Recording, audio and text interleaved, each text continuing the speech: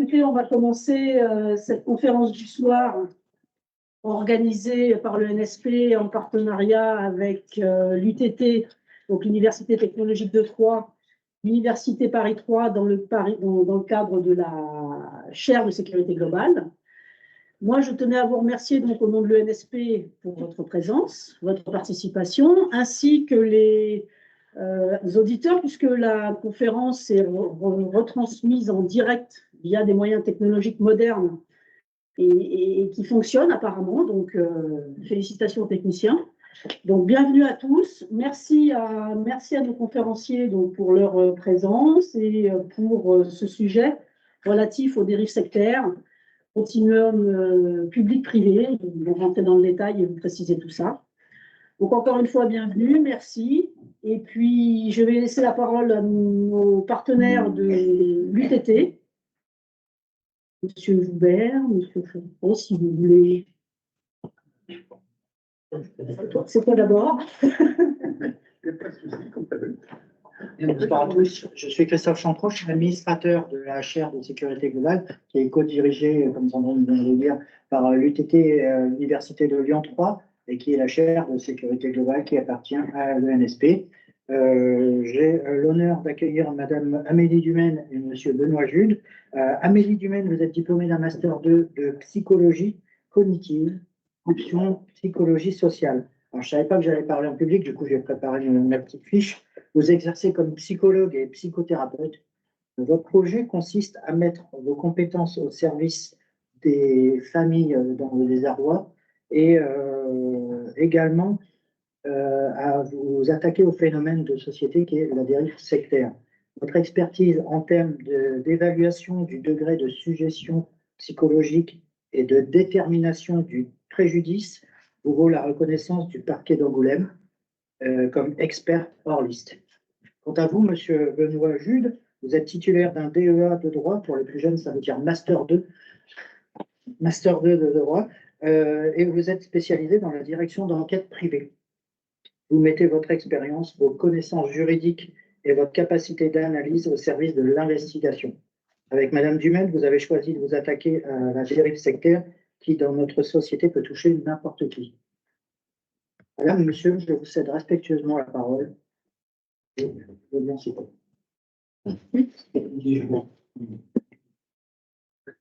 Juste.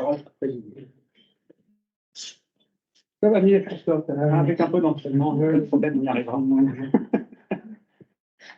Bonsoir à toutes et à tous. Je ne vais pas vous faire un grand discours. Je veux simplement vous remercier d'être présents. Vous n'avez rien gagné, sauf toute notre estime d'être présents ce soir et pour écouter des choses qui, potentiellement, en tout cas en ce qui me concerne, présentent un intérêt extrêmement important. D'une part, parce qu'on va mettre en évidence un acteur du continuum de sécurité dont on parle relativement peu. Et on parle beaucoup du vigile et on parle beaucoup de ceci et cela, mais de l'agent privé de sécurité, celui qui est dans les livres, dans les films, le détective privé, ben finalement, on en parle assez peu dans le cadre de ce continuum.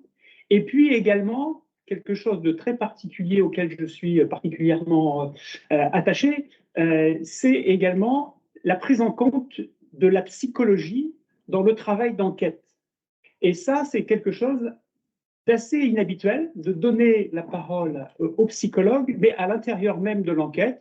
Alors, ça fait très anglo-saxon comme démarche, le cas échéant. C'est encore assez peu répandu et trop peu répandu, à mon avis, en France. Et je trouve, alors au titre de la chaire pour laquelle j'ai l'honneur de travailler et de contribuer, alors, en tant que policier d'une part et en tant que professeur associé à l'université, je trouve que c'est une conférence intéressante avec un sujet qui potentiellement est vraiment accrocheur, y compris pour un vieux flic comme moi. C'est la raison pour laquelle je remercie Madame Dumaine d'abord et Monsieur Jude ensuite de bien avoir voulu faire le déplacement et nous offrir le partage de leurs connaissances et de leurs expériences pratiques. Une règle dans ce que nous avons l'habitude de faire à l'université, en tout cas, c'est que la parole est libre. Donc, vous avez le droit de poser toutes les questions que vous voulez. Vous avez le droit, encore une fois, de ne pas être d'accord avec ce qui est dit. Ça, c'est la règle de l'université également. Vous avez le droit d'échanger, d'exprimer votre avis également.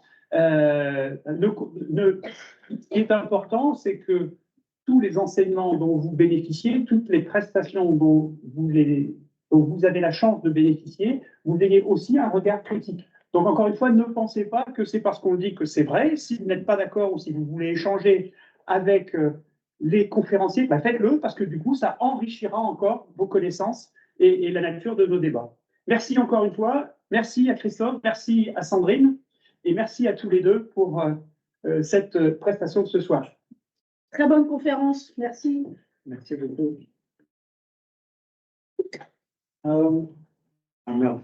D'abord, merci à M. Chantreau pour cette initiative. Donc, on va pouvoir aborder en effet une double thématique qui est intéressante, qui est à la fois quantième de sécurité et de sectaire. On va voir ça ensemble. Merci à l'ENSP, bien sûr, pour l'accueil. Je vais essayer déjà de vous éclairer un peu sur le métier de détective privé, parce que je pense qu'il n'est pas très connu. Puis après, on abordera aussi un petit peu les dérives sectaires, qui sont malheureusement pas trop connus non plus. Je vais essayer de retrouver mon PowerPoint.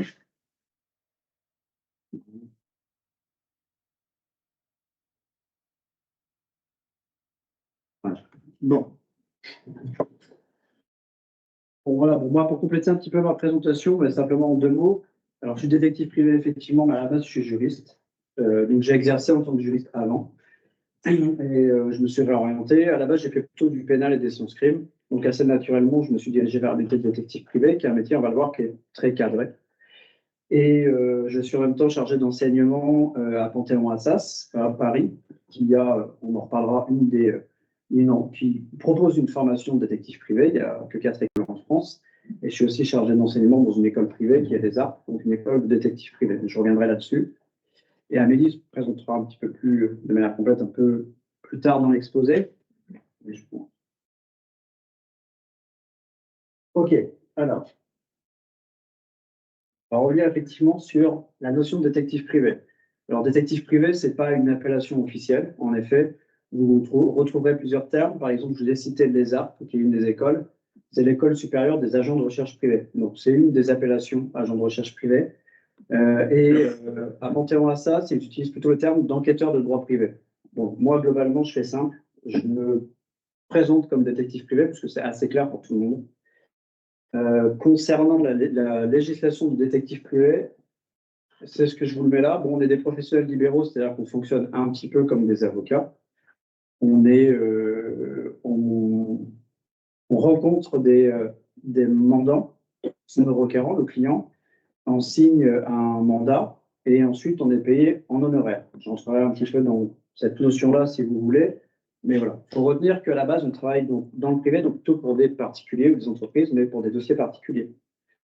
Et on verra que notre profession, toutefois, rejoint l'intérêt général. C'est pour ça aussi que je suis là aujourd'hui. Concernant donc notre définition, enfin,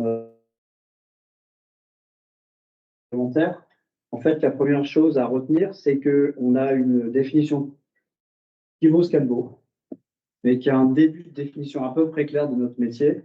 Dans le code de la sécurité intérieure, donc on est bien dans la thématique du continuum, on est défini dans le code de la sécurité intérieure, donc comme une profession libérale qui consiste pour une personne, donc en l'occurrence nous, à recueillir ce qui est important, c'est ça, même sans faire état de sa qualité ni révéler l'objet de sa mission, c'est la force du détective privé, on le reverra. Des informations ou renseignements destinés à des tiers en vue de la défense de leurs intérêts. Donc ça, c'est la définition du détective privé en France. D'un pays à l'autre, la définition n'est pas forcément la même. C'est une définition qui est issue d'une loi de 2013, de mon souvenir, non, 2003, pardon, c'est un peu plus vieux que ça. Ça veut dire qu'on est réellement très bien cadré depuis une vingtaine d'années. Donc on a une définition, on reviendra sur l'aspect sans faire état de sa qualité ni révéler l'objet de sa mission. Vous doutez que c'est une force dans le cas des dérives sectaires. Concernant, donc là, je vous ai cité, vous voyez le L, hein, vous connaissez, je suppose, donc c'est la partie législative du Code de sécurité intérieure, donc c'est une loi qui nous définit comme ça. Concernant notre code de déontologie, il est dans la partie R, donc dans la partie réglementaire, c'est-à-dire que c'est un décret, quoi, en fait. Hein. Mais c'est pour vous dire que notre métier, il a une déontologie, en fait. Contrairement à ce qu'on peut penser dans un premier temps, c'est pas freestyle. on ne fait pas ce qu'on veut. On verra qu'on a un certain nombre de numéros à demander au CNAPS, qui est un organisme qui dépend du ministère de l'Intérieur. Là, je vous ai cité que quelques règles, il y en a plus que ça, il y en a peut-être une trentaine, mais les plus importantes, donc c'est celles que vous voyez, c'est-à-dire qu'on est soumis à des sanctions disciplinaires si toutefois on ne respecte pas le code de déontologie notamment. Donc celui qui nous impose des sanctions disciplinaires, c'est celui qui nous fournit aussi les agréments, c'est le CNAPS, on le reverra. C'est des sanctions en fait, administratives. Hein. On doit évidemment respecter les lois, c'est la base. On bénéficie ou on est soumis, à voir comment on le prend, mais un devoir donc de confidentialité et au secret professionnel, ce qui est hyper important, on le verra plus tard dans nos dossiers. Évidemment, on doit se soumettre au respect de tous les contrôles étatiques. On a une obligation de conseil, un petit peu comme n'importe quelle profession juridique, parce que quelqu'un s'adresse à nous avec une demande un petit peu large, on est obligé de leur fournir les premiers conseils juridiques. Donc, je vous reparlerai un petit peu des écoles, mais du coup, les 4 écoles en France sont assez orientées droit pour nous permettre de travailler dans un cadre légal, mais aussi fournir les premiers renseignements juridiques à nos clients. Évidemment, on doit refuser toute prestation illégale, c'est dans la droite ligne du respect des lois. Et enfin, nos contrats doivent être le plus précis possible, c'est-à-dire qu'on signe des conventions de mandat. Et notre code de déontologie nous oblige à définir clairement quel est notre cadre juridique d'action. On verra qu'il y a un cadre juridique assez précis pour les dérives sectaires, mais les détectives privés, comme je vous le mets un peu plus tard, on est en gros des professionnels de la preuve. On peut travailler en fait dans tout domaine où on va être complémentaire, ou bien où les forces de l'ordre ne sont pas présentes, par exemple au civil, où la preuve est nécessaire. Je vais vous citer quelques exemples, mais ça peut être de l'adultère, on est assez connu pour ça. Moi, j'en fais pas personnellement parce que ça ne m'intéresse pas, mais voilà.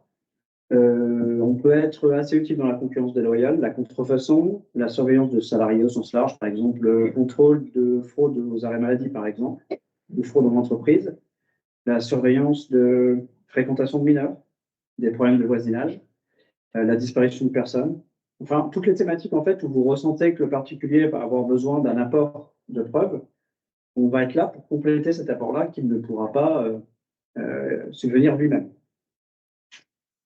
J'avance un petit peu. Bon, moi, vous avez compris que j'étais plutôt spécialisé en tant que détective privé, plutôt spécialisé dans les dérives sectaires, parce que je suis adossé à Amélie, qui est une psychologue, qui me permet de toucher cette matière-là, mais on reviendra dessus. Donc, je ne fais pas ces autres dossiers que je vous ai cités. Ça peut m'arriver de temps en temps de toucher un petit peu, par exemple, à de l'enquête interne en entreprise, parce que l'enquête interne, on peut avoir des phénomènes de risques psychosociaux, type harcèlement, etc. Donc, ça m'arrive de faire un petit peu d'enquête interne. Je touche parfois à d'autres dossiers par intérêt, comme la contrefaçon ou autre, mais clairement, ce qui m'intéresse le plus, c'est les phénomènes de manipulation et en particulier les dérives sectaires. Voilà. À un moment donné, comme on vous l'a dit, si vous souhaitez m'arrêter parce que vous avez une question, vous n'hésitez pas à m'arrêter et à me poser une question si je fais trop vite dans mes propos ou si je ne suis pas clair. N'hésitez vraiment pas, ça ne me gêne pas. Donc, je vous ai présenté le cadre. Maintenant, en plus de ce cadre-là, en France, pour devenir détective privé, on a une obligation de formation initiale.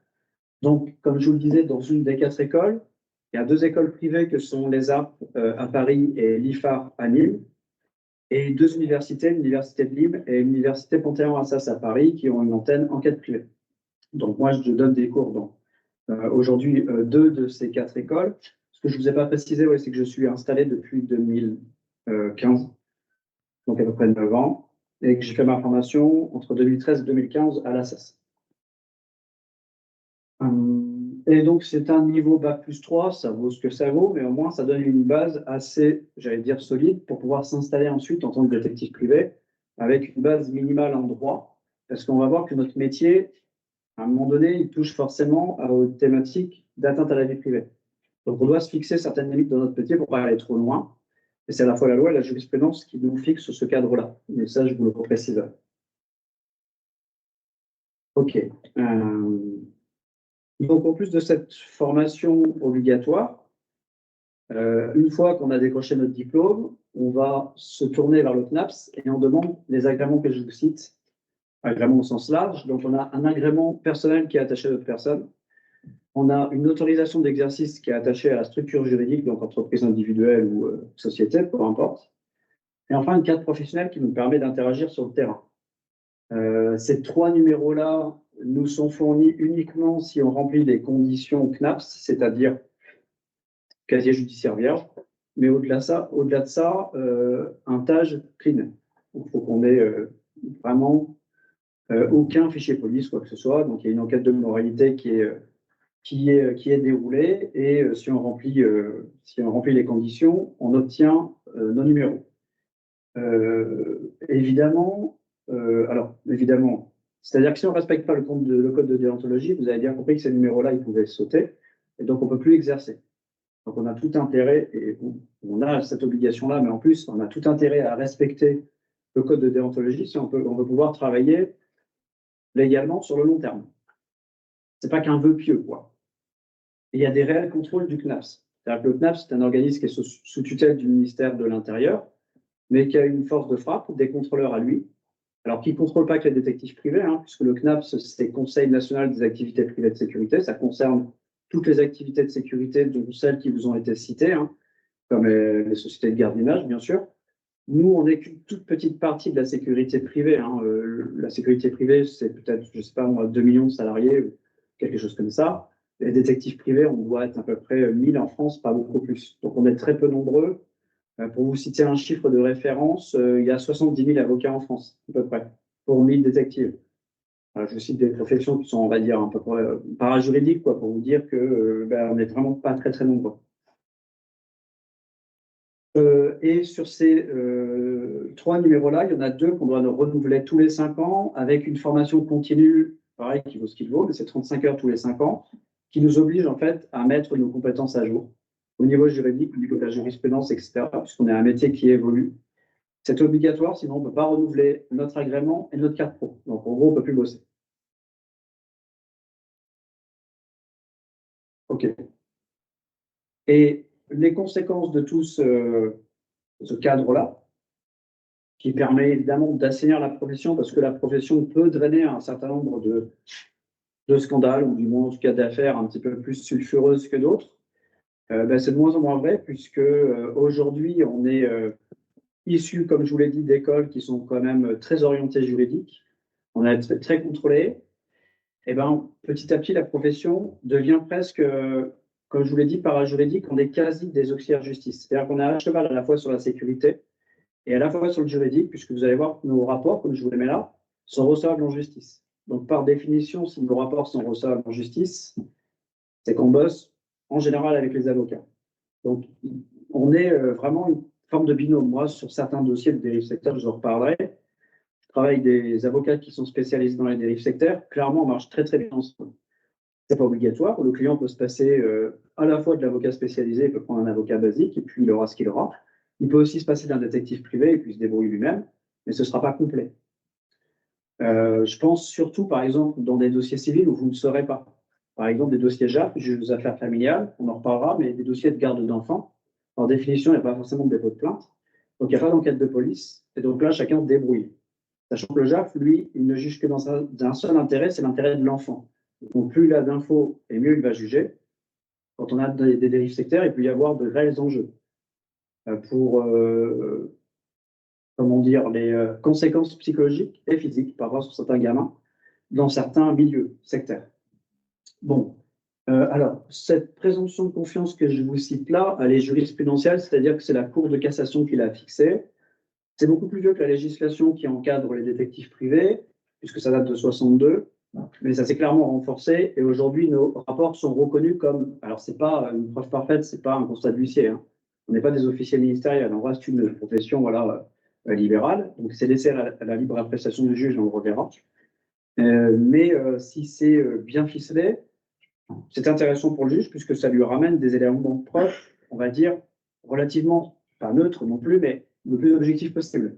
On va ramener en fait de l'objectivité dans les dossiers du fait qu'on n'est pas partie directe, qu'on n'est pas les parents, par exemple, d'un enfant, qu'on est vraiment un intervenant extérieur qui va opérer un certain nombre de constats. Je vous dirai comment sur les dérives sectaires, par exemple. Et puis, rapport d'enquête, préanalyse de ma collaboratrice ici présente, quand c'est nécessaire, et remis au juge. Ensuite, moi, mon rôle s'arrête ici. Mais c'est globalement bien reçu par la justice quand c'est bien fait. Je ne dirais pas que tous les détectives travaillent parfaitement bien, mais de mieux en mieux, encore une fois, grâce à ces écoles qui sont de plus en plus formantes. OK. Donc, c'est ce que je vous disais en conclusion. On peut se considérer détective privé, ceux en tout cas qui sont bien formés, qui se mettent à jour tous les 5 ans, et puis qui ont une bonne base juridique au départ, comme clairement des professionnels de la preuve à titre privé. Encore une fois, on reste dans notre domaine privé, mais on verra qu'évidemment, on touche très rapidement à l'intérêt général sur certains dossiers. OK. Alors, concernant nos moyens d'action, peut-être ce qui vous intéresse le plus, donc vous avez compris que nous, évidemment, on n'a pas de prérogative de puissance publique. On a un gros cadrage légal, réglementaire, jurisprudentiel, une définition. Donc vous avez compris qu'on n'est pas obligé de décliner notre identité et on n'est pas obligé de décliner notre profession. En gros, on peut se faire passer pour quelqu'un d'autre. Par contre, on doit respecter les lois, pardon. Donc on ne peut pas s'arroger un titre. On ne peut pas se dire agent immobilier ou journaliste ou autre, parce que là, ce serait illégal. On ne peut pas non plus commettre une usurpation d'identité. Par contre, on peut se créer une fausse identité. Ça, c'est pas interdit. Sachant que maintenant, avec l'IA, je le voyais ici, rappelez-vous qu'on peut se créer maintenant des visages assez facilement qui sont assez fidèles à la réalité, mais qui n'existent pas. Donc, on se crée facilement un personnage. Là, vous me voyez venir dans les dérives sectaires, hein, mais ça ne sert pas que dans les dérives sectaires. Donc, c'est tout l'intérêt de notre profession, ça, on peut le faire, puisque légalement, on nous dit qu'on peut le faire. Bon, après, ce n'est pas si simple que ça, on va le voir. C'est-à-dire que moi, là, je vais recadrer par rapport aux dérives sectaires pour rester dans le sujet. Clairement, dans les dérives sectaires, il y a une surcouche qui va se rajouter qui est la mivilude. C'est ce que je vous mets là. Notre recueil de preuves, en fait, il va être la limite de notre recueil de preuves, jusqu'à quel point, en fait, on peut attenter à la vie privée, clairement, hein, c'est le sujet. Et bien, ça va être déterminé par le cadre institutionnel, donc la mivilude d'un côté, et puis par le cadre juridique, basiquement. Donc là, pour faire simple, civil au pénal, de l'autre. Je déroule et vous allez comprendre. Pour ceux qui se sont intéressés aux dérives sectaires, vous savez qu'en France, on est, je crois, le seul pays à bénéficier d'une mission interministérielle sur ce sujet-là. Donc, MIVILUD, ça veut dire Mission interministérielle de vigilance et de lutte contre les dérives sectaires. Ça ne s'appelait pas comme ça avant, mais je vous redirai pourquoi. Quoique je vais évacuer le sujet tout de suite parce que je ne l'aborde pas forcément. En France, on ne parle pas de secte parce que ce n'est pas une terminologie juridique. Dérive sectaire non plus, mais ça a une consistance dérive sectaire, je vais vous expliquer pourquoi. Pendant un temps, la MIVILUD, elle s'appelait la MILS, la Mission interministérielle de lutte contre les sectes. En fait, elle a été créée après le drame de l'ordre du Temple solaire. Je vous rappelle, en 1995, il y a eu 70 morts sur 3 pays. Comme quoi, ce n'est pas un phénomène qui est complètement anodin. Donc là, des suicides de masse et puis des gens aussi qui se sont fait tuer, clairement. Donc, l'ordre du Temple solaire était un mouvement qui était connu, mais qui n'inquiétait pas les autorités parce qu'on ne s'attendait pas à ça à l'époque. Puis, il s'est produit ça.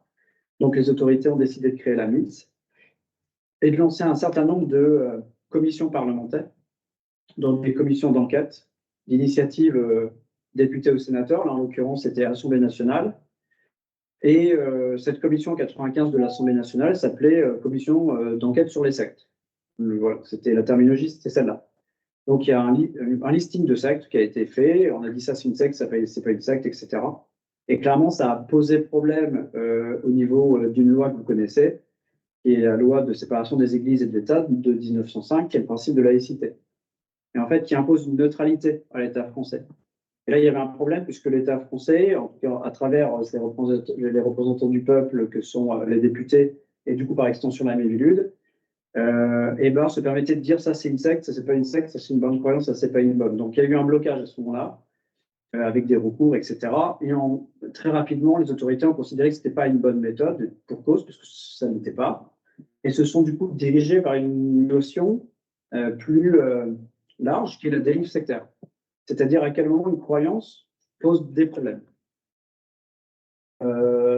Et donc, la MILS est devenue MIVILUD, donc avec cette terminologie dérive sectaire, et a donné une définition de ce qu'est une dérive sectaire. On ne peut pas vraiment définir ce qu'est une secte, parce que c'est trop compliqué, que ça n'a pas d'intérêt, j'allais dire, institutionnel. La MIVILUD s'est proposé de donner une définition de la dérive sectaire. On est d'accord ou pas, mais c'est la vision actuelle de l'État français. La Miviludes, elle dépend du ministère de l'Intérieur, du même ministère que vous. Donc, à terme, vous êtes censés travailler ensemble. À l'intérieur de la Miviludes, il y a un gendarme et un policier, notamment, dans le pôle sécurité de la Miviludes. OK. Et donc, la définition de la dérive sectaire, elle est un peu longue, mais je vous la cite quand même. Pour qu'on soit un peu précis, la dérive sectaire, donc selon la Miviludes, c'est un dévoiement de la liberté de pensée, d'opinion ou de religion qui porte atteinte aux droits fondamentaux, à la sécurité ou à l'intégrité des personnes, à l'ordre public, aux lois ou aux règlements. Elle se caractérise par la mise en œuvre par un groupe organisé ou par un individu isolé, quelle que soit sa nature ou son activité, de pressions ou de techniques ayant pour but de créer, de maintenir ou d'exploiter chez une personne un état de suggestion psychologique. Donc là, on revient là-dessus parce que ça, c'est le code pénal. Un état de suggestion psychologique ou physique la privant d'une part de son libre arbitre, avec des conséquences dommageables pour cette personne, son entourage ou pour la société. Donc, vous avez vu, c'est large. Mais justement, ça permet à la Miviludes de ne pas cibler des croyances. La Miviludes, ce n'est pas une police de la pensée, contrairement à ce qu'on entend dire. Et vous regarderez ses rapports, ce n'est pas du tout l'orientation qu'elle prend.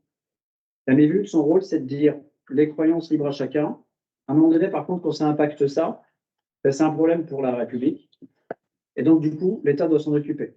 L'État doit enquêter, doit dérouler ensuite l'appareil policier et judiciaire que vous connaissez. Bon. Mais comment elle détermine une dérive sectaire? La Miviludes, en fait, elle a travaillé beaucoup avec les commissions d'enquête parlementaire et avec les RG. Les RG sont sur le terrain des renseignements généraux. Donc, actuel renseignements territoriaux, je crois qu'il est à peu près équivalent, si je ne me trompe pas. Ils travaillent sur le phénomène depuis bien avant donc, la Miviludes. Donc, ils ont déterminé un certain nombre de critères et la Miviludes les a adaptés pour les proposer au grand public, pour que le grand public, quel que soit en fait son métier, psychologue, médecin, assistant social, prof, puisse détecter une dérive sectaire. Je vous les ai mis ici en fait. Et en fait, moi, du coup, en tant que détective privé, je ne suis pas plus royaliste que le roi, je me base là-dessus, sur mes dossiers, déjà institutionnellement, pour savoir si oui ou non, je suis face à une dérive sectaire. La Miviludes existe, on a cette chance-là. Je reprends les critères. Alors là, je vous les fais en rapide, et vous verrez qu'il y a 3 blocs qui concernent les personnes, les biens et la vie sociale et démocratique. Je reviens en arrière. Si vous allez sur le site de la Miviludes, vous verrez qu'en plus court, il y a 10 critères, mais ils ne sont pas très précis. Donc c'est un petit peu juste pour se permettre de qualifier si c'est une dérive sectaire ou pas. Donc moi, j'utilise plutôt ce qu'elle appelle des signaux d'alerte, qui sont là et qui sont plus précis. Bon, je vous laisse les découvrir, je ne vais pas tous vous les citer un par un, mais basiquement, il y a des choses qui sont assez parlantes, comme l'adoption d'un langage propre au groupe, l'embrigadement des enfants, des réponses stéréotypées à toutes les interrogations existentielles, une situation de rupture avec la famille ou le milieu social professionnel, refus de soins ou arrêt des traitements médicaux, on va en reparler parce que là, il y a un changement législatif là-dessus, bon, etc., etc. Le manque de sommeil, c'est assez fréquent. Ça, c'est des critères. Évidemment, il ne faut pas tous les retrouver pour s'interroger sur le fait qu'on est sur une dérive sectaire ou pas. Mais quand on en a une majorité, clairement, on peut s'interroger. Et si vraiment on est dans le doute, eh ben, on interroge la Miviludes et on se rassure sur si c'est une dérive sectaire ou pas. Et en plus, lorsque vous interrogez la Miviludes, elle va vous dire, puisque j'ai oublié de vous le dire, mais la Miviludes, son rôle, avant tout, c'est de recueillir les signalements de la population. Donc, il y a en fait un double formulaire sur le site. Vous pouvez soit faire une demande d'avis. Donc là, on sépare, on demande l'avis de la Miviludes. Est-ce que c'est clean, est-ce que c'est pas clean? Et sinon, faire carrément un signalement pour dérive sectaire. Et c'est ce dont peut-être vous avez entendu parler dernièrement par rapport au projet de loi, qui est devenu maintenant une loi, du 10 mai 2004, qui a renforcé la lutte contre les dérives sectaires. Donc la Miviludes, à ce jour, elle reçoit entre, c'est pas encore clair parce qu'on n'a pas les chiffres, mais 4 et 5 000 signalements par an. 4 et 5 000. Sachant que cette base-là a fait à peu près une vingtaine d'articles 40. Les articles 40, c'est-à-dire que quand un organisme de fonctionnaire est face à une infraction, il est dans l'obligation de lancer une procédure devant un parquet. Donc, il saisit le parquet local pour lancer une enquête préliminaire, un article 43. Mais il y a à peu près 5 000 signalements et il faut les traiter tous les ans. Et la Miviludes rend un rapport d'enquête normalement tous les ans, mais là, elle est un petit peu débordée, sur le phénomène de l'année. Le plus de signalements qu'elle a reçus pour essayer d'avoir une grille statistique sur ce qui pose le plus de problèmes. OK. Concernant les biens, eh ben, vous avez par exemple l'engagement dans un processus d'endettement ou des legs, des donations à des personnes physiques ou morales en lien avec le groupe, des gens qui se dépossèdent de tout. Pris individuellement, c'est pas forcément. Enfin, il y en a certains qui, pris individuellement, déjà sont problématiques. Mais certains pris individuellement, ça va. Mais lorsqu'on les associe tous bout à bout, clairement, dans les archives de la Miviludes, on sait que très rapidement, on fait face à un phénomène de dérive sectaire. Participation à des conférences, stages, séminaires, retraites, enfants sur l'étranger, c'est un truc qui est super fréquent. Poursuit, et là, le dernier bloc, c'est ce qui concerne la vie sociale et démocratique. Par exemple, celui qu'on retrouve fréquemment, c'est le discours antisocial ou antidémocratique. C'est assez fréquent. Je ne vais pas citer encore de. Je vous poserai des questions si vous voulez des exemples. Ça, vous en trouvez. C'est trop touchy, c'était des exemples parce que c'est comme la pub, il faut en citer 3, sinon on est attaqué. Critique des institutions de la République, troubles à l'ordre public, tentative d'infiltration ou de déstabilisation des pouvoirs publics. Le détournement des circuits économiques traditionnels, c'est par exemple basiquement le travail au noir.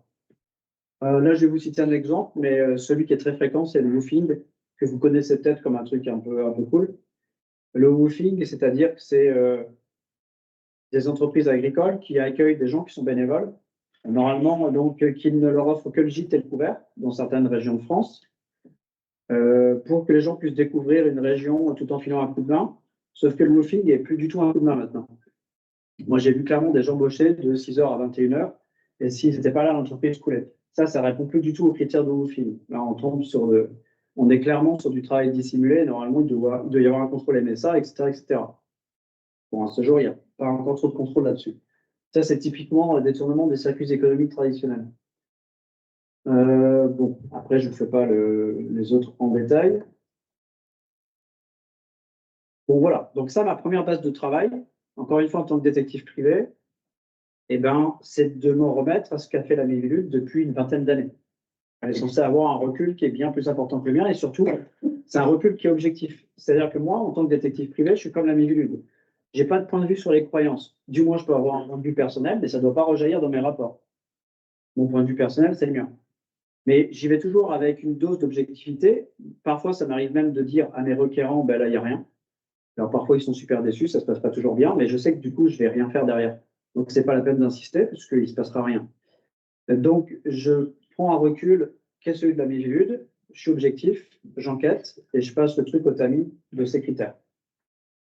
Et ensuite, ça c'est mon réflexe de juriste, je me remets au texte de loi. Donc, les textes de loi, ils sont... Alors, évidemment, dans les dérives sectaires, vous avez des infractions de droit commun. Ça, je ne vous les cite pas parce que c'est la base, mais je vous l'ai dit, par exemple, travail dissimulé, il peut y avoir aussi tout type d'agressions, notamment des agressions sexuelles, des violences sur mineurs, du vol, de l'escroquerie, etc., etc. Mais en France, on a une spécificité, un peu comme la Miviludes. D'ailleurs, ça s'est construit au même moment, parce que le 223-15-2, il n'est plus tout à fait le même qu'avant, hein, puisqu'il a été changé dernièrement, il date de 2001. C'est ce qu'on appelle la loi Boux-Picard, c'est justement suite aux travaux parlementaires. Ben, en France, ça, vous le retrouvez aussi en Belgique et en Luxembourg. On a bien travaillé. Souvent, on dit qu'en France, on a la bourre, mais là, pour le coup, c'est l'inverse, on est les premiers.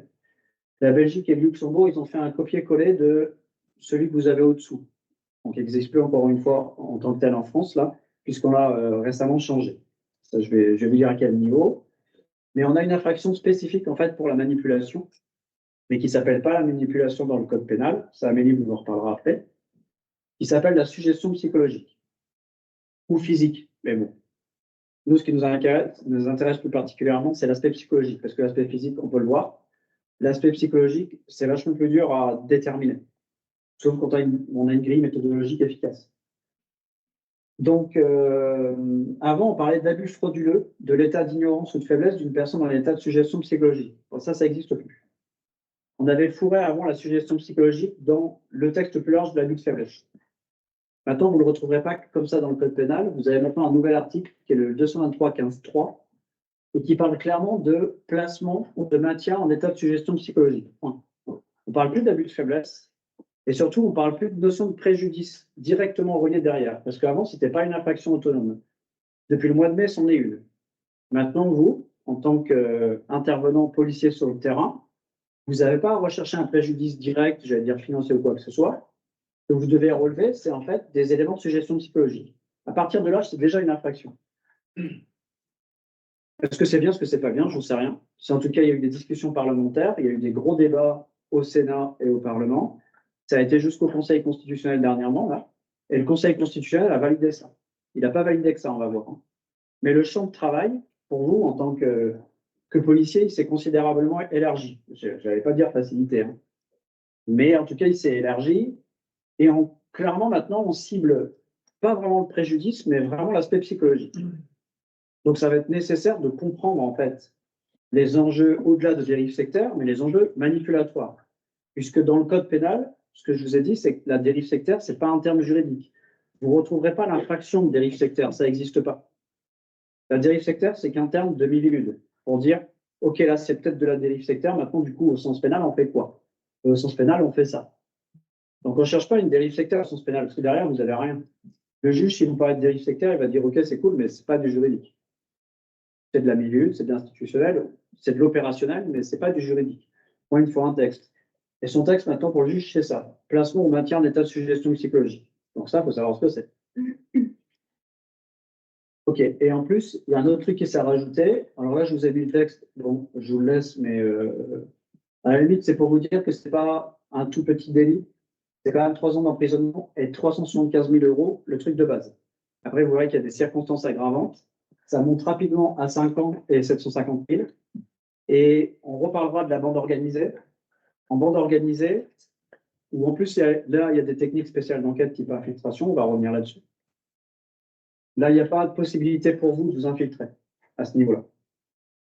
Là, c'est plutôt, je vais vous en parler, mais un peu le rôle du détective privé. Les policiers pourront s'infiltrer en judiciaire, en tout cas, dans tout ce qui est bande organisée. Et la bande organisée, c'est 7 ans d'emprisonnement et 1 million d'euros d'amende. Donc, ce n'est pas un tout petit délit quand même, quoi. OK, j'avance un petit peu là-dessus. Là, ça vise à la fois le gourou, entre guillemets, le mec qui manipule, et ceux qui, dans le groupe, vont profiter de cette manipulation-là. Le texte que vous avez au-dessous. Bon, ça, c'est vraiment tout nouveau, hein. Vous n'aurez pas de jurisprudence là-dessus, puisqu'elle ne peut pas exister, puisque le texte date du 10 mai. Et il y a eu un ajout qui est, on verra ce que ça va donner, mais qui est très impactant et qui est très nouveau dans le code pénal, qui est le 223.1.2. Alors ça n'existait pas du tout. La suggestion psychologique, vous avez vu que ça a été un peu bidouillé pour en faire une infraction autonome, mais ça existait. Le terme suggestion psychologique existait. Il fallait déjà aller chercher un peu ce que c'était. Là, vous avez vraiment un nouveau délit qui n'existait pas du tout, qui est le délit de provocation à abandonner ou s'abstenir de suivre un traitement médical, thérapeutique ou prophylactique. Prophylactique, ça veut dire préventif. Ça veut dire vaccin en gros, hein.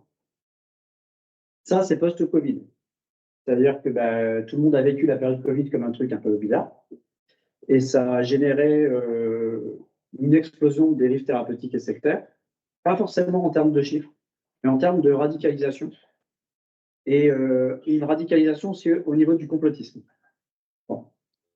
Et il y a eu tout un champ de matière qu'on appelle plutôt des dérives thérapeutiques dans notre domaine, la Miviludes appelle ça aussi comme ça, qui se propose de vous détourner de la médecine conventionnelle parce qu'elle serait à la solde des labos, donc pas bien.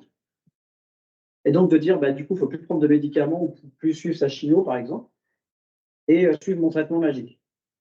Moi, encore une fois, je n'ai pas de point de vue sur les croyances, chacun fait ce qu'il veut. Ce qu'il faut savoir, c'est qu'aujourd'hui, de faire ça, c'est un délit.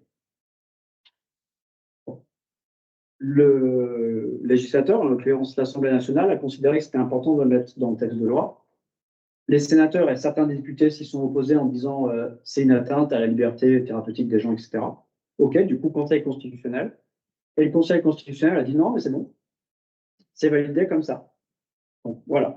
Maintenant, vous avez ce texte-là.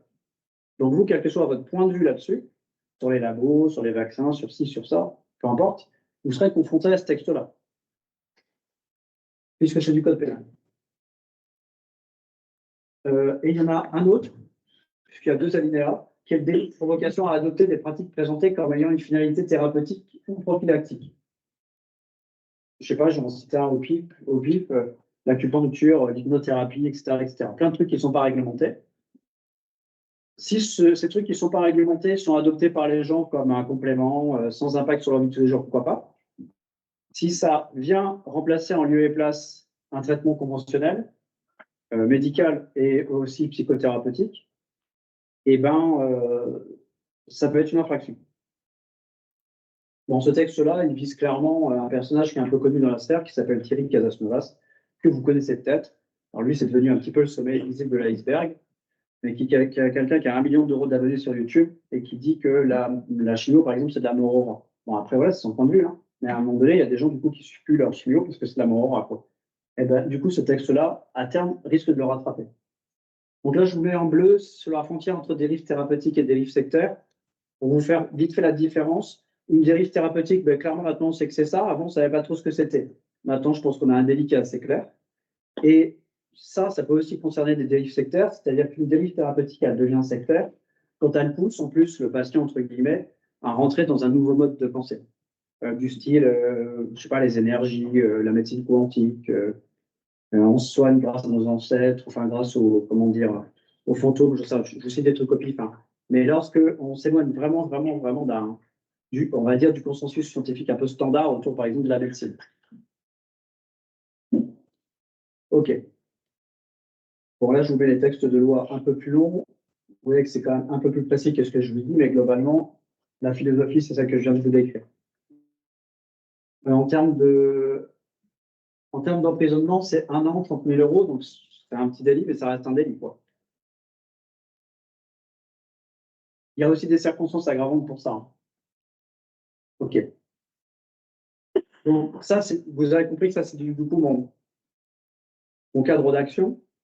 C'est ce qui détermine, en fait, c'est ma base, on va dire, critérielle pour essayer de constater des choses. Donc, c'est à la fois la mililude et évidemment raccrocher avec le texte. Alors, moi, ce que j'aime bien rappeler, c'est qu'en termes pénal, même si les détectives privés, on n'a pas vocation à enquêter au pénal, parce que normalement, c'est du régalien, le fait est que la société civile prend des initiatives, et de temps en temps, les gens, ils veulent prendre un détective privé parce qu'on existe, en fait. Et que parfois, ils vont porter plainte, et parfois, c'est classé sans suite.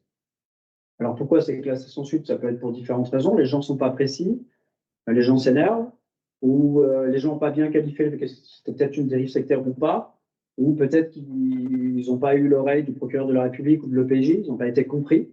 Le fait est que c'est classé sans suite et que pour les gens, ils se disent un classement sans suite, ça les embête. Si par exemple, un de leurs enfants est en rupture familiale et dans un groupe, ils ont envie de savoir quoi en fait. Ils ne peuvent pas y aller eux-mêmes. Donc, quoi qu'il en soit, quand on est face à des proches qui sont dans l'interrogation pour un enfant, par exemple, eh bien, ils prennent des initiatives.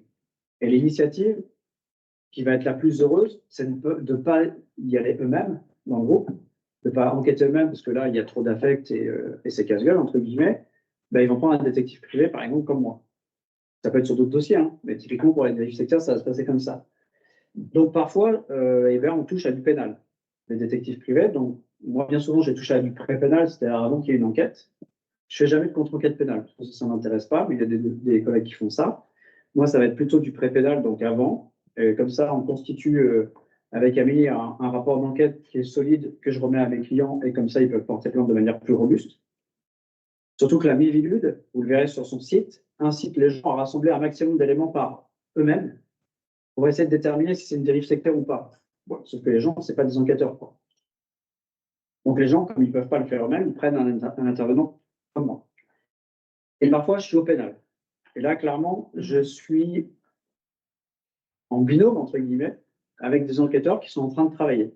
Alors, je ne le fais pas en VSD, je me signale au procureur de la République, au juge d'instruction, à l'OPJ. Je le dis bien à mon client, je vais me signaler. Et je dis bien, moi, par contre, j'ai la possibilité de ne pas enquêter à spectre large, parce que je n'ai pas cette obligation-là, légale, puisque je ne suis pas un représentant de l'État. Je vais faire le focus sur les dérives sectaires par rapport aux signaux que je vous ai présentés avant. Et donc, en fait, je vais venir en complément de l'OPJ. Et à chaque fois, j'ai bien lui demander qu'est-ce que vous faites de votre côté pour pas qu'on se marche sur les pieds, surtout que moi, je passe en deuxième. C'est-à-dire que l'OPJ, s'il doit entendre des gens, je n'y vais pas avant. Je ne vais pas risquer une entrave à l'exercice de la justice. Et s'il n'y va pas, il va me dire, de toute façon, je n'irai pas. Donc, du coup, j'y vais, etc., etc. Donc, ça se fait en toute complémentarité. Il n'y a pas de notion de On en parlera un petit peu à la fin, mais il n'y a pas de notion de concurrence, en fait. On ne fait juste pas la même chose. Comme je vous l'ai dit, typiquement, ça, je vous en parlerai, mais je vais m'infiltrer dans de la dérive commune. Eh ben, les enquêteurs, ça ne les trouve pas, en général. Donc, ce que je leur ramène de l'intérieur, ça va leur servir. Bon, j'avance un peu. Et du coup, mon cadre, c'est aussi celui-ci. C'est le principe même du Code de procédure pénale, l'article 427 que vous connaissez. Comme quoi la preuve est libre, elle est laissée à la libre appréciation du juge, puisque son objectif, c'est la manifestation de la vérité. Alors moi, ça ne me protège pas. Hein. En retour, même si mon dossier il est recevable, je peux prendre un retour de bâton pour atteinte à la vie privée si je travaille mal, on est d'accord. Hein. Mais derrière, ce que je vais essayer très rapidement à mettre en place, c'est ça. C'est un principe qui est hyper important, qui a été repris dans notre jurisprudence, Cour de cassation, civile, pénale et commerciale, dans mon souvenir, chambre civile, pénale et commerciale, et qui est issu de la Cour européenne des droits de l'homme, qui est le principe du droit à la preuve. En fait, ce principe, qu'est-ce qu'il dit? C'est que vous vous rappelez que normalement, une preuve pour être recevable, il faut que normalement elle soit, vous, ça vous concerne à fond parce que vous avez un carcan qui est encore plus raide que nous là-dessus. Mais pour quelqu'un de lambda qui va ramener une preuve, normalement, pour qu'elle soit recevable, il faut qu'elle soit, comment dire, légale et loyale. Il ne faut pas qu'elle soit déloyale et illégale. Eh bien, ça, pas toujours, en fait. Ça dépend. C'est-à-dire que le juge va considérer qu'elle va être recevable, y compris au civil, hein, si elle est indispensable, c'est-à-dire que si la personne n'avait pas le choix que de rentrer dans un processus de déloyauté ou d'illégalité pour produire cette preuve, et si elle est proportionnelle. Je vais vous citer un cas qui est connu de jurisprudence, qui est la jurisprudence Bettencourt. Donc, la dame milliardaire, donc, était patronne de L'Oréal. Son majordome a mis un enregistreur, un dictaphone sous son siège pendant, je crois, 1 an à peu près. Et puis voilà, il a enregistré un certain nombre de choses qui sont remontées jusqu'au niveau politique. Et on s'est interrogé justement. Est-ce que ces preuves, sont recevables? Et on s'est même interrogé sur lui, sur sa responsabilité pénale d'avoir fait ça. Parce que rappelez-vous que d'enregistrer quelqu'un à son insu, c'est du 226.1 du Code pénal, c'est interdit, c'est une infraction. Normalement, ça ne devrait pas être recevable, etc. Bon, alors non seulement déjà ça a été reçu parce que les preuves, on a considéré qu'elles étaient nécessaires. Et en plus, il a été déclaré irresponsable pénalement sur la base du 122.7 du Code pénal, c'est-à-dire l'état de nécessité. On a considéré qu'il a certes commis une infraction, mais pour en éviter une plus grave, qui était là, en l'occurrence, de l'abus de faiblesse sur Mme Bettencourt, de la part d'un certain nombre d'acteurs que je ne vous cite pas, vous irez voir ça. Vous voyez que ça se construit beaucoup au niveau de la jurisprudence. Eh bien, nous, ça nous bénéficie, nous, détectives privés. Alors, ce n'est pas idéal parce que ça se construit petit à petit, mais on sait à peu près quelle limite on ne doit pas dépasser pour que ça soit recevable. Alors pourquoi je vous dis ça? Parce que quand je m'infiltre, ça m'arrive de faire de la caméra cachée. Et pourquoi je fais de la caméra cachée, qui est attentatoire à la vie privée? Parce que, je ne peux pas me rappeler de tout quand j'y reste H24. La mémoire, ce n'est pas fiable. 2, mon rapport, il est laissé à la libre appréciation du juge. Donc la partie adverse peut le contester. Donc moi, s'il faut, évidemment, le film, je le donne à personne. Ni à la justice, ni à mon client, ni à l'avocat. Mais je vais le produire devant un huissier de justice pour qu'il vérifie que mon rapport corresponde. Toutefois, il y a des contestations. Et enfin, surtout, je le transmets à Amélie, parce que je ne suis pas psychologue. Et quand il y a des phénomènes de manipulation, je ne vais pas lui raconter ce que j'ai vécu. C'est juste pas valable. Pour qu'elle le constate elle-même, pour qu'elle puisse fournir une forme de pré-expertise. Donc, je suis vraiment là-dedans, en fait. Et moi, je dis au juge, mais je n'avais pas le choix. Je ne m'infiltre pas à chaque fois. Hein. Je le fais sur 20% de mon temps, pas plus. La plupart du temps, les preuves extérieures suffisent, de l'osine ou autre. Mais parfois, je suis obligé de m'infiltrer. Bah, du coup, à chaque fois, je le justifie en disant, mais j'ai pas le choix. C'est pas une situation idéale, mais c'est la situation qu'aujourd'hui, les détectives privés ont vit. OK. Alors, du coup, je vais laisser la parole à Amélie sur cet aspect, justement, j'extirpe des preuves et je lui donne. Oui. Bonsoir à tous. Alors, je vais essayer de vous expliquer en quoi la psychologie peut apporter donc à Benoît, donc à l'enquêteur, en quoi un psychologue peut être intéressant. Tout d'abord, donc dans ma formation, moi, en tant que psychologue, donc je suis spécialisée en psychologie cognitive et sociale. Alors, je vais vous donner une brève définition de ce qu'est la psychologie cognitive et la psychologie sociale. Donc, la psychologie cognitive, en fait, elle étudie les processus mentaux impliqués dans la cognition. La cognition, c'est la manière dont on pense, dont on perçoit les choses, comment on se souvient, comment on mémorise. Donc ça c'est la partie de la psychologie cognitive. C'est vraiment le fonctionnement de notre cerveau. Mêlée à la psychologie sociale. Donc la psychologie sociale, on pourrait la définir comme la manière dont les pensées, les sentiments et les comportements des individus sont influencés par la présence réelle, imaginaire ou implicite des autres. En fait, c'est l'interaction et l'influence sociale qui est étudiée dans la psychologie sociale. Donc, nécessairement, la psychologie cognitive, donc la manière dont on pense, dont on perçoit les choses, et la psychologie sociale, donc comment on est influencé par les autres, forcément, elles sont imbriquées l'une à l'autre. Voilà. Quand on travaille sur la psychologie cognitive, on explique la psychosociale par la psychocognitive. Donc, vraiment, voilà, ce sont deux branches de la psychologie qui sont très imbriquées. L'avantage d'utiliser ces deux psychologies, ces deux branches de psychologie, c'est que ce sont deux branches scientifiques. Ce que ça signifie, c'est que ce sont deux matières qui sont expérimentales. On pose des hypothèses, on monte des expérimentations, on teste les hypothèses, on les valide, on les retravaille et voilà, il y a vraiment un travail de recherche scientifique qui est fait donc dans ces deux branches de psychologie. Ce qui apporte quand même une assise, c'est ce que disait Benoît tout à l'heure, donc par rapport à la construction et comment établir justement la suggestion psychologique, la manipulation. Nous, en psychologie, on parle de manipulation. Voilà, donc vraiment, c'est la psychologie que j'utilise, donc qui sont ma spécialité.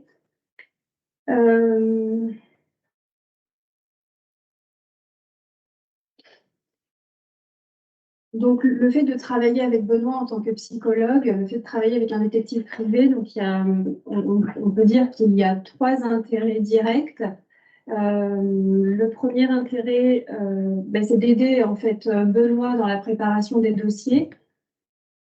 Lorsqu'il est en contact avec des requérants qui soupçonnent une manipulation mentale, une dérive sectaire, eh bien, on travaille ensemble sur le dossier. Si par exemple Benoît est amené à recueillir des éléments, il faut qu'il sache ce qu'il doit chercher en termes de manipulation, comment on trouve une manipulation, qu'est-ce qu'on doit rechercher quand on recherche de la manipulation, comment quelqu'un est manipulé. Voilà, donc nous, on le travaille ensemble. Je donne les informations à Benoît. Lorsqu'il doit s'infiltrer, par exemple, dans un groupe, mon travail en tant que psychologue, c'est de l'aider avant l'infiltration. On travaille ensemble l'infiltration. Il y a une préparation qui est faite. Le premier objectif, c'est pour qu'il ne soit pas, lui, manipulé dans ces groupes, donc qu'il puisse toujours garder en tête le travail que l'on a pu mettre en place tous les deux. Et puis, effectivement, après, par exemple, lorsqu'il revient d'infiltration, on va débriefer ensemble, parce que parfois, lorsqu'il s'infiltre dans certains groupes, il peut être confronté à des choses qui peuvent être parfois bouleversantes. Hein. Donc, on débriefe ensemble, on prend du recul ensemble. Et voilà, donc l'apport de mon métier, c'est vraiment de travailler dans l'enquête avec lui. Donc, voilà, avant, pendant, après. Donc, ça, c'est le premier intérêt. Le premier intérêt, c'est pour le détective privé. Le deuxième intérêt, c'est ce que disait tout à l'heure Benoît, quand il fait une enquête, il va recueillir de la preuve. Et moi, en tant que psychologue, j'essaie d'apporter un éclairage, une analyse sur ces éléments de preuve et j'essaie de dire si dans cet élément-là recueilli, on peut constater une manipulation mentale ou pas.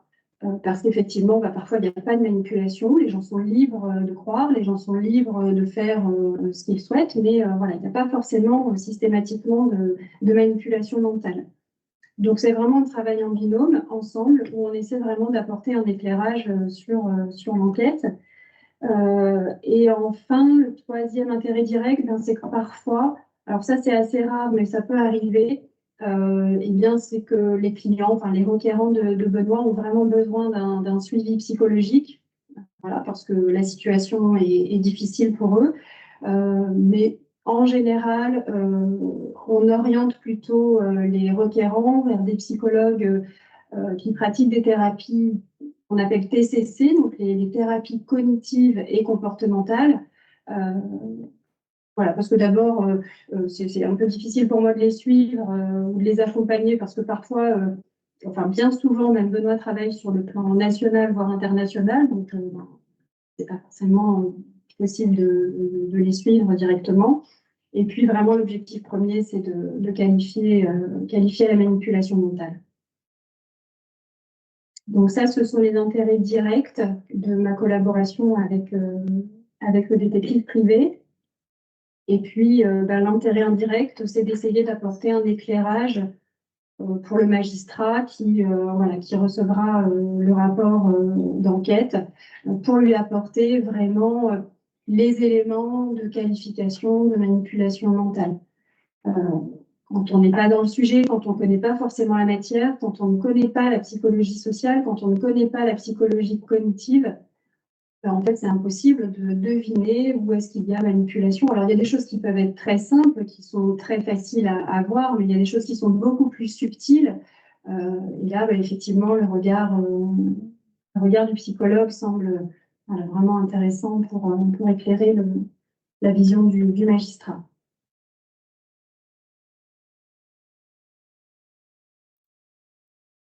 Alors, Benoît vous expliquait tout à l'heure que dans le code pénal, on parle de suggestion psychologique. Donc ça, c'est vraiment l'infraction, c'est dans le code pénal. Bien souvent, les magistrats, enfin en tout cas en jurisprudence, le terme qui est utilisé, c'est plutôt le terme d'emprise mentale. L'institution, donc la Miviludes, elle utilise plutôt le terme de déstabilisation mentale. Et nous, les psychologues, en psychologie, on utilise le terme de manipulation. Donc ces termes-là veulent dire la même chose, c'est juste qu'en fonction de qui l'utilise, voilà, on peut avoir des dénominations différentes.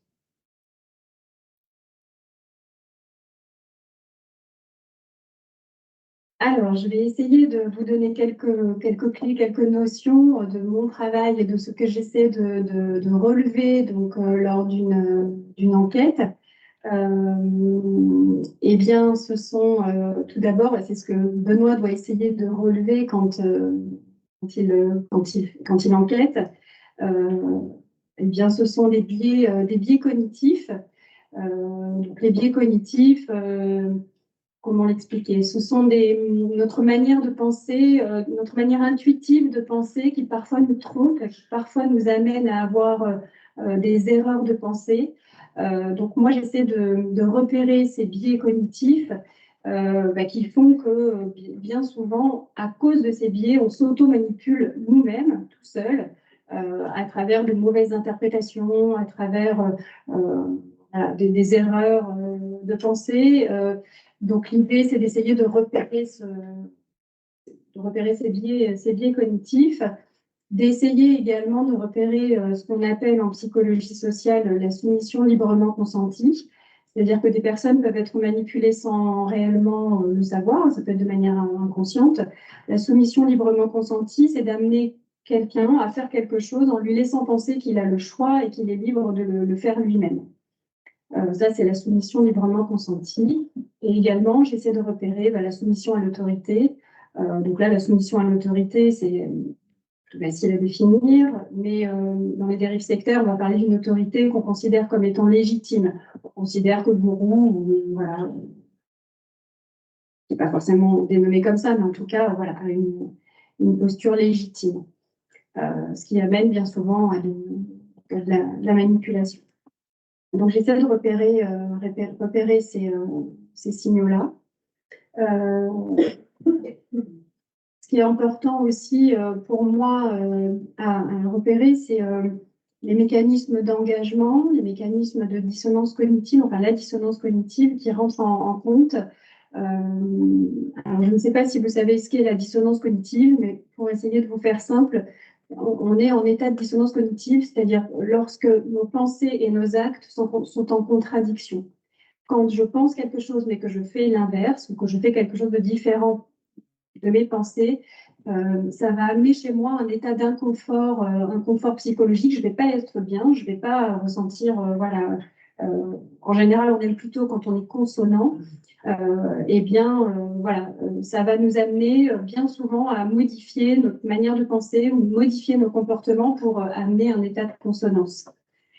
En fait, la dissonance cognitive, elle a été établie par Festinger, donc dans les années 1950, qui a étudié justement une secte. Donc, c'était une secte apocalyptique. Les personnes de la secte pensaient que l'apocalypse allait arriver. Ces personnes étaient très, très engagées dans la secte. Ils ont tout laissé tomber, leur maison, leur travail. Ils passaient leur temps à prier pour éviter l'apocalypse. Et ce qui s'est passé, c'est que quand l'apocalypse n'a pas eu lieu, Festinger, donc, qui était psychologue et qui avait observé ce mouvement-là, avait au départ, on va dire, émis l'hypothèse que ça générerait un déclic, en fait, que les gens se diraient, mince, on s'est trompé, on avait une fausse croyance, on s'est trompé. En fait, non. Ça a généré totalement l'inverse chez ces personnes. Ce qui s'est passé, c'est que, en fait, pour réduire leur dissonance, ces personnes se sont dit, parce que en fait, ça a tellement été coûteux pour eux de tout abandonner, leur travail, leur métier, cet investissement dans cette secte. Ce qui s'est passé, c'est que les personnes se sont dit qu'en fait, c'était grâce à leur prière que l'apocalypse n'avait pas eu lieu. Et en fait, ça a renforcé leur engagement et leur croyance. Donc, voilà, ça a été mis en évidence, cette notion de dissonance cognitive, donc par Festinger. Et voilà, donc ce que les psychologues, en tout cas moi, ce que j'essaie de relever dans le travail de Benoît, dans ces éléments, c'est de relever une dissonance cognitive, un effet d'engagement, et cette escalade, cette spirale en fait que peuvent amener ces mécanismes et renforcer des croyances, même parfois très loufoques, mais voilà. Je peux expliquer autrement, je ne sais pas si c'est très clair. Mais voilà, ma position en tant que psychologue.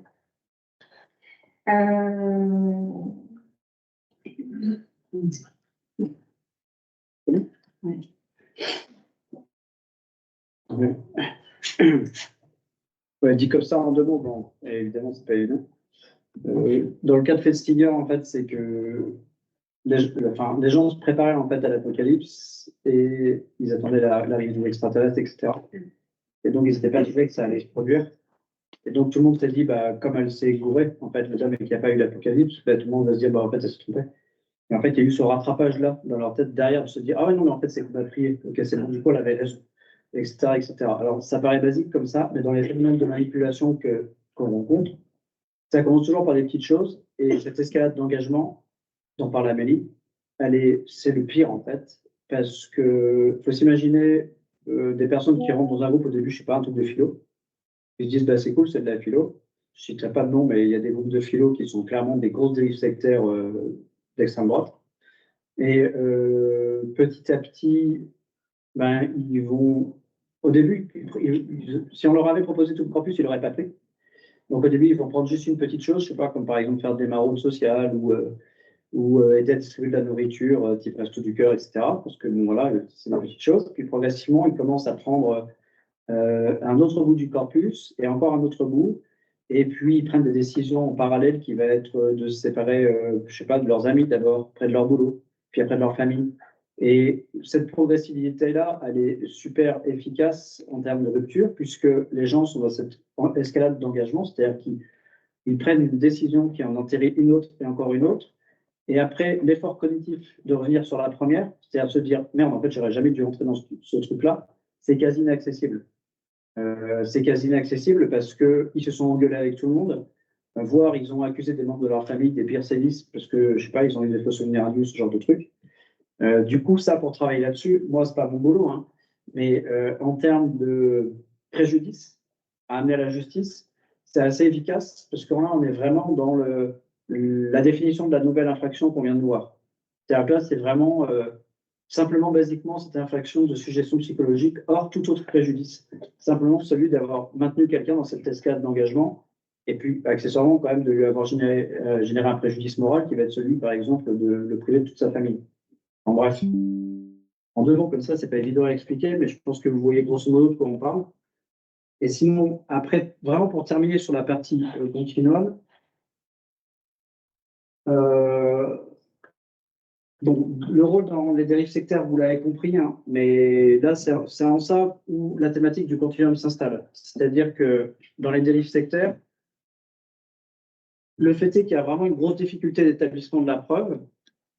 Je vous le mets en troisième, par exemple, la possibilité pour les forces de l'ordre, qui ne le font pas encore, hein, parce que ce truc-là, on va le voir, mais c'est une nouveauté législative qui date de début 2023. C'est-à-dire qu'avant l'infiltration en PJ dans les groupes qui organisaient de la dérive sectaire, c'était juste constitutionnellement impossible. Parce qu'en face, on a des libertés de croyance, des libertés de rassemblement, etc. Maintenant, c'est possible depuis la LOPMI, que vous connaissez. La LOPMI a rajouté, je vais tout de suite sauter au truc justement qui concerne la LOPMI, voilà.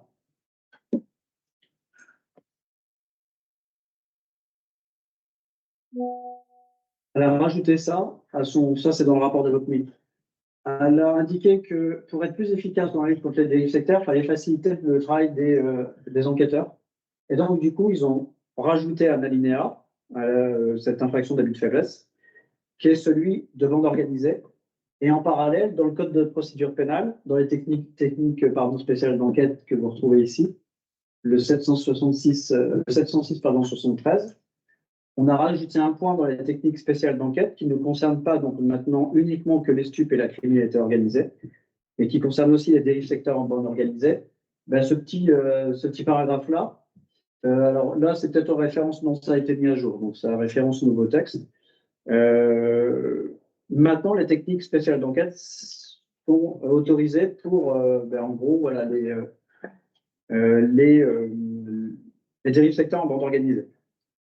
Maintenant, est-ce qu'il y a les compétences en interne pour pouvoir mettre des fonctionnaires de police en infiltration dans des groupes sectaires? Je ne sais pas. Mais le fait est que maintenant, ça existe. Par contre, ça laisse tout un champ de la dérive sectaire qui n'est pas concerné par les techniques spéciales d'enquête. C'est tout ce qui n'est pas en bande organisée. Et ça, c'est la majorité des dérives sectaires sur le terrain. C'est le petit gourou du coin qui travaille tout seul, qui va avoir 10 personnes autour de lui. On va pouvoir considérer que sur le coup, à la limite, c'est des choses qui ne concernent pas l'État. Mais le jour où ces 10 personnes-là, potentiellement, peuvent mourir, parce que c'est arrivé par exemple pour l'ordre du temple solaire, là du coup ça commence à impacter un petit peu plus l'ordre public. Et on ne sait pas à quel moment ça peut arriver. Et est-ce que déjà l'État ne doit pas s'occuper aussi simplement de la dérive commune, qui fait que les gens ne prennent plus leur traitement médical, etc., tout ce que j'ai lu. Bon, mais ça pour l'instant, il n'y a pas vraiment d'intervenant direct qui va s'infiltrer. Pourquoi? Parce que au niveau du code de procédure pénale, ce n'est pas prévu. Donc c'est ce que je vous mettais là. Nous, là où les détectives privés, on a un rôle dans le continuum de sécurité, c'est que nous, on peut le faire. Et c'est pas qu'on veut le faire en remplacement ou en concurrence de quoi que ce soit, c'est qu'on est là et on le fait déjà. Moi, je le fais déjà. Donc, autant du coup être partenaire et rentrer dans un partenariat qui va être clairement institutionnalisé, parce qu'aujourd'hui, ça se fait. Clairement, je le fais sur mes dossiers. Je suis déjà en partenariat avec certains de vos collègues. Mais ça se fait au cas par cas et c'est pas forcément, du coup, très bien cadré, puisque c'est encore une fois au cas par cas, en fonction des dossiers. Et c'est fait en bonne intelligence parce que je le veux bien, mais ça pourrait être mal fait, puisqu'il n'y a pas de cadre. Bon. Après, les autres intérêts du détective privé, vous l'avez compris, c'est accompagner les requérants, etc. Mais ça, je passe là-dessus. Bon, et puis clairement, aujourd'hui, il y a réellement d'effectifs. Vous avez des policiers qui sont spécialisés en dérive sectaire. Vous allez sans doute en entendre parler. Mais donc, il y a une cellule qui s'appelle la KEMAD, cellule d'assistance et d'investigation dérive sectaire, je ne sais plus exactement. Mais ils sont 6, je crois, à compétence nationale. Donc, ce n'est pas beaucoup. Et au niveau de la gendarmerie, je ne suis même pas certain qu'il soit autant que ça. Donc, après, c'est des policiers communs qui ne sont pas forcément formés. Parce que je ne sais pas si vous, déjà, par exemple, vous connaissez la Miviludes. Je ne sais pas combien il y a de policiers en France et de gendarmes, peut-être 200 ou 300 000, je ne sais pas exactement. Je suis certain que la majorité connaissent la Miviludes, donc c'est compliqué. Hein. Donc, c'est ce que je vous mets là. L'objectif principal, c'est pas, encore une fois, c'est pas de dire on fait mieux qu'eux, on fait moins bien, ou on s'en fout, en fait, c'est pas le débat. C'est juste de dire que la société civile, elle évolue. Et aujourd'hui, ce continuum de sécurité, il a été renforcé par la LOPMI dernièrement. La LOPMI a dit, c'est ce que je vous mets derrière, la LOPMI, elle a mis ça dans son constat. Elle dit clairement, c'est pas moi qui le dis, les forces de sécurité intérieure ne peuvent couvrir seules efficacement l'intégralité du spectre de la délinquance, qui va de l'incivilité au crime les plus graves. Il existe donc un besoin de partenariat plus poussé au niveau local et central avec l'ensemble des acteurs publics et privés du continuum. Okay, ça, c'est dans le rapport annexé. C'est un rapport qui a été fait par le gouvernement de l'époque. C'est récent puisque c'est 2023. Et la solution, du coup, elle s'est traduite aujourd'hui par la DEPSA. Mais à l'époque, du coup, on indiquait que, je vous la fais en cours, mais qu'il fallait mettre une direction en place pour signer des partenariats. Avec les partenaires, il n'y a pas que la sécurité privée, mais notamment. Et dans la sécurité privée, évidemment, on visait aussi les JO. Et donc, voilà, le débat que vous connaissez autour du fait qu'il faut protéger les sites des JO avec des vigiles, etc. Mais il y a aussi nous, quoi. En tout cas, moi, aujourd'hui, puisque je vous en parle. Et aujourd'hui, on a une direction qui s'occupe de ça, qui s'appelle la DEPSA. Donc, ça se met en place, en fait. Moi, je ne milite pas pour une abandon des services publics et du régalien. Je suis quelqu'un qui a une affinité avec les services publics, pour l'État-providence, même, j'allais dire. Je considère vraiment que le service public doit être prioritaire. Mais parfois, le service public, il doit être aidé, en fait. Simplement ça. Et plutôt que d'avoir un biais cognitif dont parlait Amélie en disant « Oui, mais les détectives privés, c'est du privé, donc on ne bosse pas avec eux », ça, c'est de l'intuitif, c'est pas de l'analyse. Si on analyse le truc, on se dit, ouais, mais en fait, les gens, finalement, ils vont chercher les détectives privés. Et les gens, finalement, ils en ont besoin. Et en fait, on peut bosser avec les détectives privés sans se tourner vers un système américain. On reste un pays tel qu'on est, on est la France. On ne s'américanise pas, mais les détectives privés en existent. Et là, clairement, ça fonctionne bien si on veut. Moi, du coup, j'en ai pas besoin, moi, aujourd'hui, de ce continuum de sécurité, puisque vous l'avez compris, je suis privé, je travaille sur les domaines que je veux, quand je veux, avec les clients que je veux. Je pourrais faire que de la militaire si je voulais. Mais je milite vraiment pour que ce continuum de sécurité qui est renforcé par la LOPMI et qui est renforcé aussi par une autre loi dont je vous ai parlé tout à l'heure, c'est la loi de mai 2024 qui vise à renforcer la lutte contre les dérives sectaires. Ah, mais à un moment donné, on fait comment? Ben, je me dis qu'en toute intelligence, on peut aller vers ça sans, encore une fois, militer pour le tout public ou tout privé, mais juste en bonne intelligence de dire, ben, vu ce qui existe, peut-être qu'un cadre peut être mis en place pour sécuriser tout ça, et que chacun reste bien à sa place, les détectives privés en à notre place, et puis les policiers et les gendarmes à la leur. Et a priori, ça fonctionne bien. En plus, comme je vous disais, jusqu'au bout de l'appareil, c'est-à-dire que, in fine, ça sert à la justice, quoi, en fait. Et on va tous dans ce sens-là, a priori. OK. Et je dirais, en plus, le continuum de sécurité, il est intéressant, donc à la fois en termes opérationnels, donc en termes d'enquête. Et là, je rajoutais un petit truc et je finirai par ça. C'est que je pense qu'en plus, en termes de transmission de savoir des uns vers les autres, c'est aussi intéressant le continuum de sécurité. En fait, pour moi, c'est de l'échange d'intelligence. Je remercie encore M. Chantreau, justement, de m'avoir invité, parce que je pense que c'est ça la thématique. C'est l'échange d'intelligence, encore une fois, dans un sens et dans l'autre. C'est-à-dire que, comme les uns les autres existent, on doit pouvoir partager nos expériences pour, encore une fois, atteindre un objectif qui est celui de la justice et de l'intérêt général. Et je terminerai par ce mot-là. Je vous remercie et puis je vous invite, de toute façon j'ai terminé, donc je vous invite à me poser vos questions si vous le souhaitez.